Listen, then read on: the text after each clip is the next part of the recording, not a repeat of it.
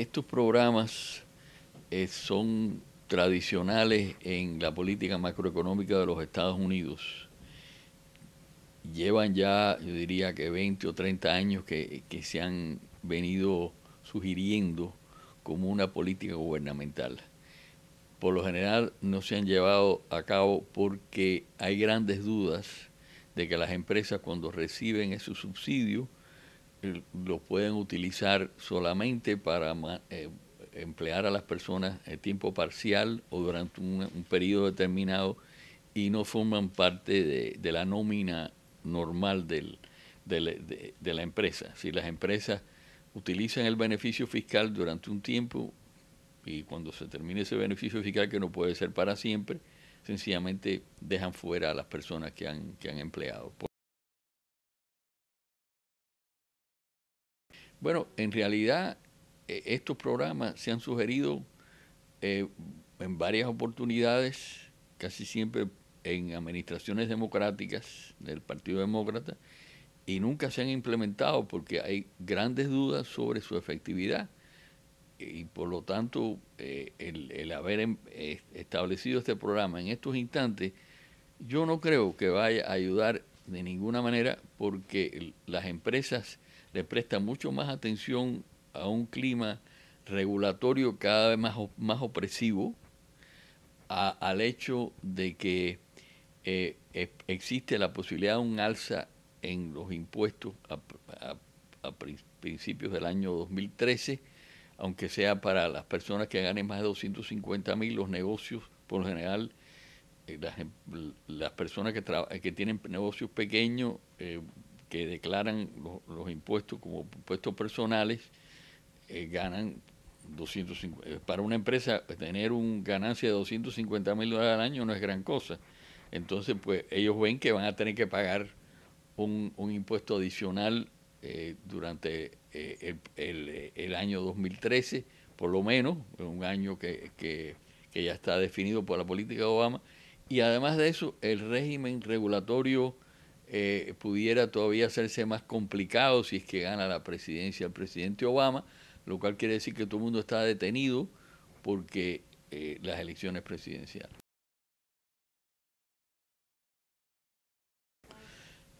La Florida tiene un desempleo un poco más alto que la norma nacional.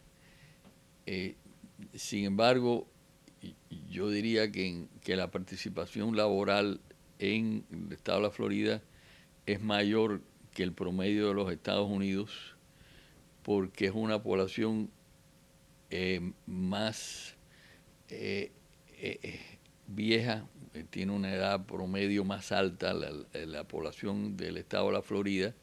Hay mayor participación de gente de ya retirada y esas personas todavía tienen un compromiso con el sector laboral que es tradicional. Lo que sucede es que muchas de las personas jóvenes prácticamente han dejado el sector laboral porque están desanimadas, porque las tasas de desempleo para los jóvenes son muchísimo más altas que para el promedio de edad de los Estados Unidos. Y en la Florida el porcentaje de participación laboral de los que tienen, digamos, de menos de 25 años hacia abajo es menor proporcionalmente porque hay muchas más personas de edad más avanzada. La to- toma de decisión más importante de los empresarios es a base del impuesto a las ganancias. Y el impuesto a las ganancias se desdobla en dos.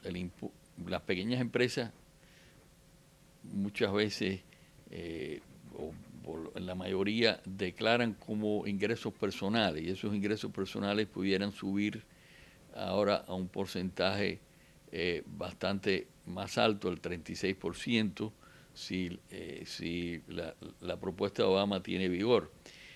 Las empresas ya consolidadas como firmas, corporaciones grandes, que no son las corporaciones ESI o las corporaciones personales o las corporaciones pequeñas, estas empresas tienen una gravitación, tienen impuestos que son del 36%, son los más altos del mundo.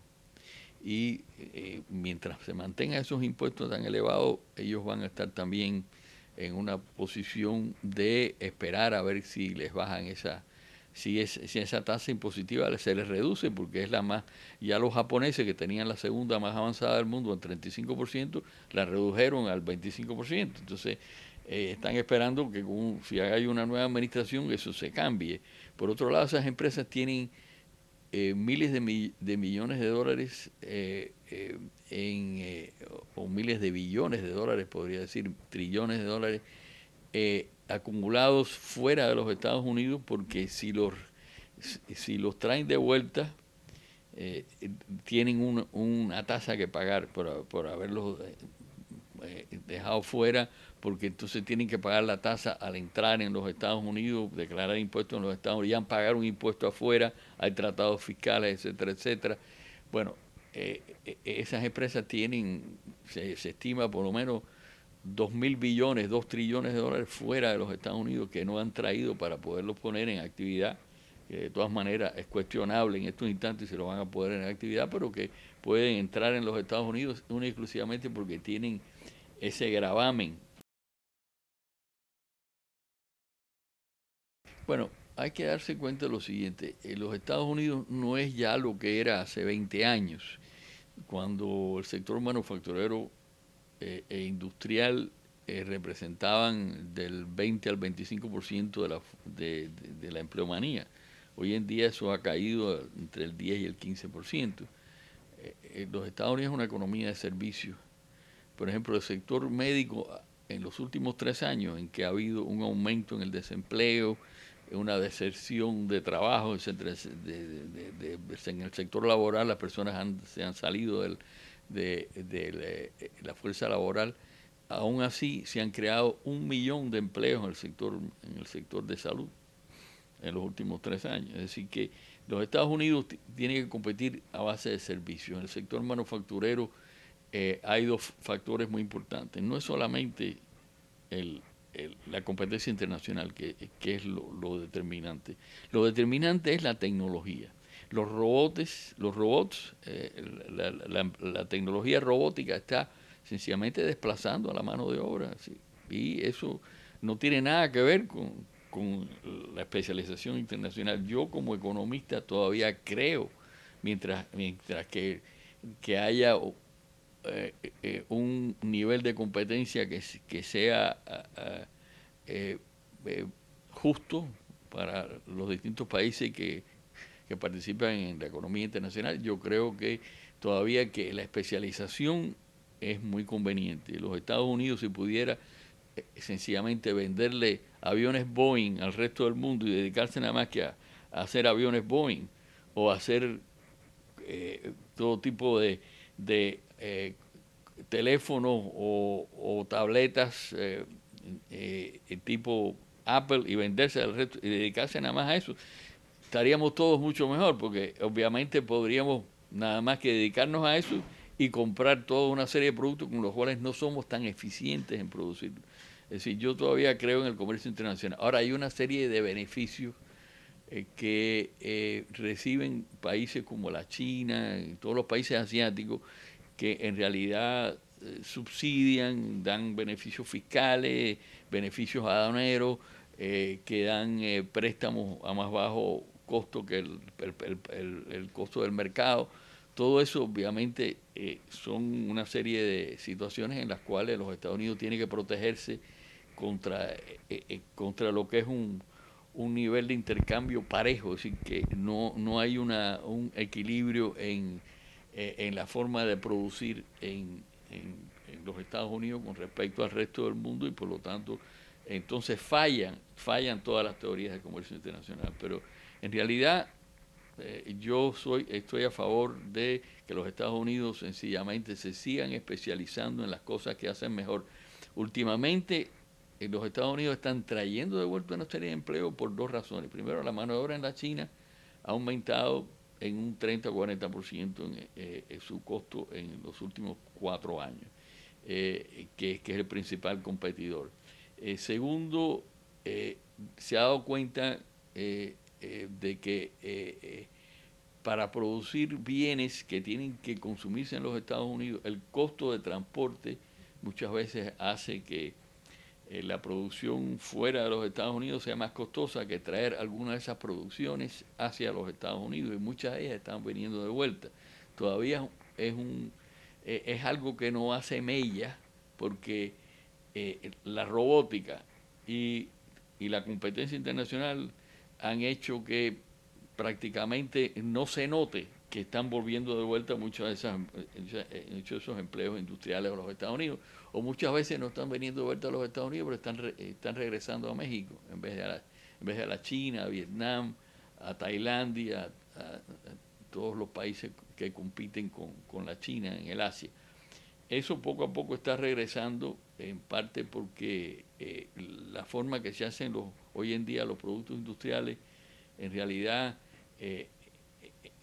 hay una descentralización tan grande que cualquier producto industrial tiene como 20 suplidores, 20 suministradores, y muchas veces uno tiene que tener la producción, como se ha puesto de moda, le pusieron de moda a los japoneses, justo a tiempo. Es decir, uno tiene que tener, prácticamente tiene que producir las cosas en una semana o en menos de una semana, los inventarios que la gente tiene son muy bajos. Entonces hay una cadena de producción que tiene que funcionar de una forma muy efectiva, y eso significa que muchas veces el costo de ese transporte es muy alto, y entonces los Estados Unidos pueden competir a base de producir más cerca de los Estados Unidos o en los Estados Unidos, ya sea en México, en los Estados Unidos, o en Centroamérica, o en algún lugar del Caribe, etcétera, etcétera.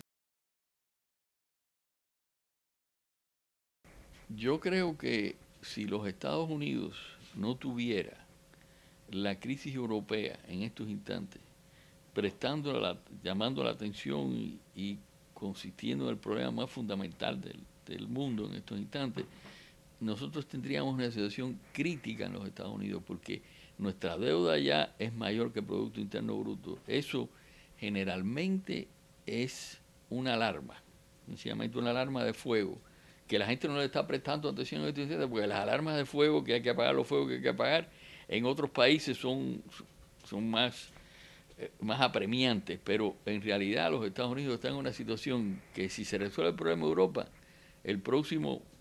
los próximos dos países que van a preocuparse, ya se están tomando medidas. Por ejemplo, en Japón, que es un país con problemas muy parecidos, o tal vez peores que los Estados Unidos, acaban de subir los impuestos a la venta del 5 al 10%. ¿Sí? Y los Estados Unidos tendrían que aumentar los impuestos enormemente para poder reducir ese déficit enorme que tiene y poder comenzar a pagar la deuda. Hay que darse cuenta de lo siguiente: los Estados Unidos en estos instantes piden prestado el 40% de todo su gasto público federal, que no es el caso en los gobiernos estatales, condales, municipales, etcétera, que tienen que tener un presupuesto balanceado. Si el presupuesto federal para mí es prácticamente una irresponsabilidad completa, como la tenemos en estos instantes. Si no fuera porque hay países que están peores, estaríamos en una crisis económica gravísima.